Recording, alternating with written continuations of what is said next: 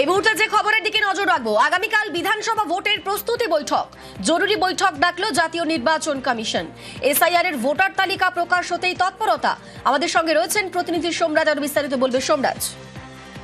দেখো, আগামীকাল সকাল 11টা থেকে জাতীয় নির্বাচন কমিশন রাজ্য বিধানসভা ভোটের প্রস্তুতি নিয়ে বৈঠক ডেকেছে। যে বৈঠকে রাজ্যের সব জেলার জেলাশাসক, পুলিশ সুপার, পুলিশ কমিশনার এবং পুলিশের উচ্চ পর্যায়ের আধিকারিকরা উপস্থিত থাকবেন।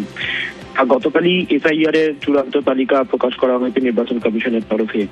আগামীকালকে যে বৈঠক ডাকা হয়েছে ভার্চুয়ালি, সেই বৈঠকে রাজ্যের বিধানসভা ভোটের প্রস্তুতি নিয়ে আলোচনা করার পাশাপাশি এসআইআর এর পরবর্তী পরিস্থিতি নিয়েও পর্যালোচনা করা হবে।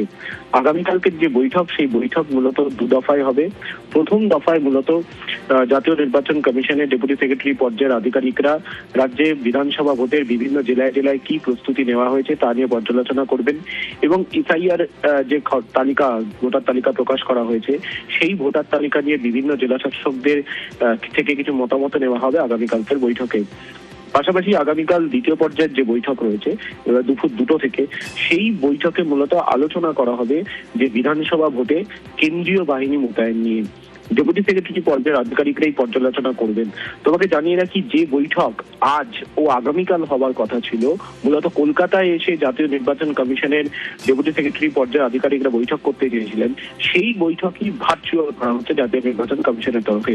আগামীকাল সেই ভার্চুয়াল বৈঠক করা হবে জাতীয় নির্বাচন কমিশনের তরফে এবং মনে করা হচ্ছে আগামীকালকের বৈঠকে কার্যত বিভিন্ন জেলাশাসক, পুলিশ সুপার, পুলিশ কমিশনারদের ইঙ্গিত দিয়ে দেওয়া হবে যে রাজ্যে বিধানসভা ভোটের নির্ঘণ্ট কবে জারি করা হতে পারে।